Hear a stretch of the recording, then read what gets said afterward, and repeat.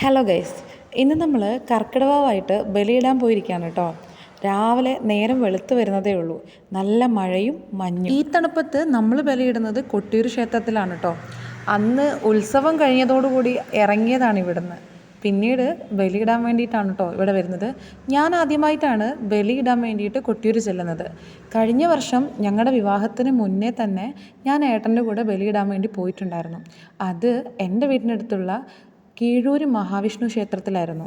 ഇക്കര കൊട്ടിയൂരിൽ നിന്ന് സാധനങ്ങളെല്ലാം വാങ്ങിച്ചിട്ട് അക്കര കൊട്ടിയൂരിലെ അടുത്തുള്ള ബാവലിപ്പുഴയിലാണ് കേട്ടോ ബലിയിടുന്നത്.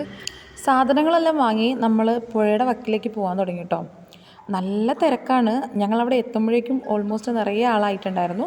നേരെ നന്നായി വെളുത്ത് വരാൻ തുടങ്ങി. ഒരുപാട് ആളുകൾക്ക് ഒരുമിച്ച് ബലിയിടാവുന്ന രീതിയിലാണ് കേട്ടോ അവിടെ സജ്ജീകരണങ്ങളൊക്കെ ഒരുക്കിയിട്ടുള്ളത്. അതുകൊണ്ട് തന്നെ പെട്ടെന്ന് ബലിയിട്ട് ഇറങ്ങാം. ആദ്യം തന്നെ ബാവലിപ്പുഴയിൽ മുങ്ങി നിവർന്നിട്ടാണ് ബലികർമ്മങ്ങൾ സ്റ്റാർട്ട് ചെയ്യുന്നത്. കർക്കിടക മാസത്തിലെ കറുത്തവാവിനാണ് ബലികർമ്മം ചെയ്യുന്നത്. തലേ ദിവസം ഒരിക്കലെടുത്ത ശേഷം പിറ്റേന്ന് രാവിലെ ബലികർമ്മം ചെയ്യുന്നു. ഇങ്ങനെ ചെയ്യുന്നതിലൂടെ പിതൃക്കൾക്ക് ആത്മശാന്തി കിട്ടുമെന്നാണ് പറയുന്നത്.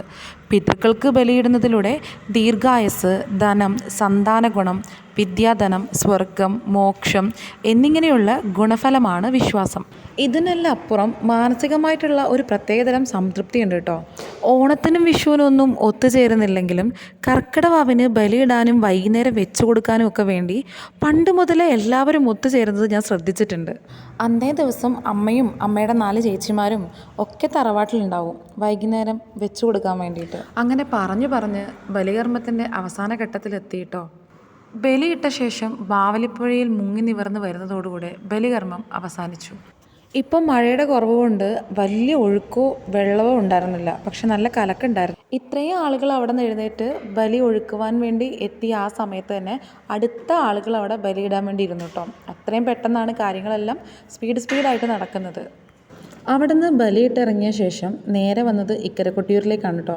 വരുന്ന വഴിക്ക് ഏട്ടൻ്റെ ഫ്രണ്ട്സിനെയൊക്കെ കാണാനുണ്ടായിരുന്നു. നേരെ നമ്മൾ ഇക്കര ക്ഷേത്രത്തിലേക്ക് വന്നു. ഞങ്ങളിവിടെ എത്തുമ്പോഴേക്കും കുറച്ച് മഴ കുറഞ്ഞു കേട്ടോ. കഴിഞ്ഞ മഹോത്സവ കാലത്ത് ഞാൻ കുറച്ച് ഡീറ്റെയിൽഡ് വീഡിയോ ഇട്ടിട്ടുണ്ടായിരുന്നു. അതിൽ ഞാൻ ഇക്കര കൊട്ടിയൂർ കാണിച്ചതേ ഉണ്ടായിരുന്നില്ല. അപ്പോൾ എനിക്ക് ഭയങ്കര വിഷമമായിരുന്നു കേട്ടോ. ഇന്ന് അത് തീർക്കാൻ വേണ്ടി മൊത്തത്തിൽ ഞാൻ കവർ ചെയ്തിട്ടുണ്ട്.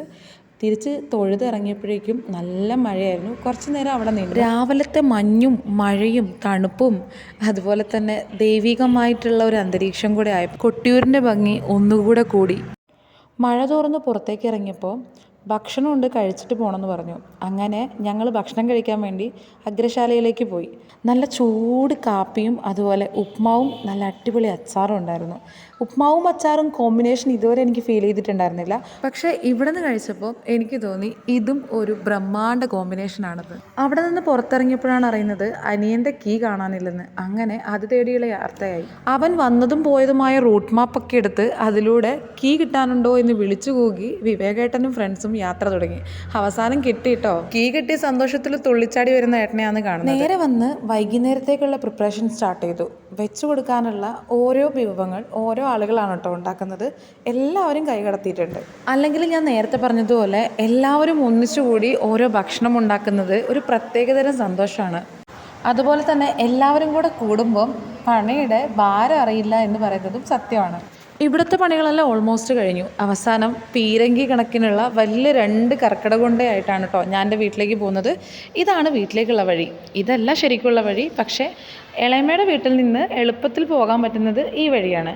അങ്ങനെ ഞങ്ങൾ മുകളിൽ വണ്ടിയും വെച്ച് കണ്ടവും തോടും പാടവും ഒക്കെ കടന്ന് വീട്ടിലേക്കെത്തി ആദ്യം തന്നെ ഇതൊന്ന് ടേസ്റ്റ് ചെയ്ത് നോക്കണം എന്നുണ്ടായിരുന്നു. അങ്ങനെ ഈ വലിയ ഉണ്ട നമ്മൾ കട്ട് ചെയ്തു, ടേസ്റ്റ് ചെയ്ത് നോക്കി. അടിപൊളി ടേസ്റ്റായിരുന്നു കേട്ടോ. വീട്ടിൽ നിന്ന് കുളിയെല്ലാം കഴിഞ്ഞു നേരെ പോയി തറവാട്ടിലേക്ക്. ഈ കാണുന്നതാണ് കേട്ടോ വീരശൂര പരാക്രമിയായ അമ്മാവൻ. തറവാട്ടിലാകെ ഇളയമ്മ ഇളയച്ചനും മാത്രമേ ഉള്ളൂ കേട്ടോ. അതുകൊണ്ട് ഇങ്ങനെ ഞങ്ങൾ ഒത്തുകൂടുമ്പോൾ മാത്രമേ അവിടെ ഒച്ചയും ബഹളവും ഉണ്ടാവുള്ളൂ. അങ്ങനെ നമ്മൾ വെച്ചു കൊടുക്കാനുള്ള കാര്യങ്ങളൊക്കെ തുടങ്ങി കേട്ടോ. മദ്യമൊക്കെ ഉണ്ടെങ്കിലും ഞാനൊരു കാര്യം പറയാം, മദ്യപാനം ആരോഗ്യത്തിന് ഹാനികരം തന്നെയാണ് കേട്ടോ. തെളിഞ്ഞ ദീപത്തിന് മുൻപിൽ പിതൃക്കൾക്ക് വേണ്ടി ഇലയിട്ട് വിളമ്പാൻ തുടങ്ങി. ഓരോ ആളുകളും വിളമ്പുന്നുണ്ട് കേട്ടോ. അവരവരുടെ പങ്ക് പിതൃക്കൾക്ക് വേണ്ടി വിളമ്പുമ്പം ഒരു പ്രത്യേകതരം സന്തോഷം. വിളമ്പുമ്പം ഒരു ഇല കൂടുതലിട്ട് വിളമ്പണമെന്ന് പണ്ട് മുതലുള്ള ഒരു വിശ്വാസമാണ്. ആ വിശ്വാസത്തിൻ്റെ പുറത്ത് ഞങ്ങളും ഇട്ടിട്ടുണ്ട് ഒരില കൂടുതൽ. അങ്ങനെ എല്ലാവരും കൂടെ ഒന്നിച്ച് ഭക്ഷണമൊക്കെ ഉണ്ടാക്കി വിളമ്പി കൊടുക്കുമ്പോൾ കാണാൻ പറയാതിരിക്കുന്നവർക്കും സന്തോഷം ഉണ്ടാവും അല്ലേ?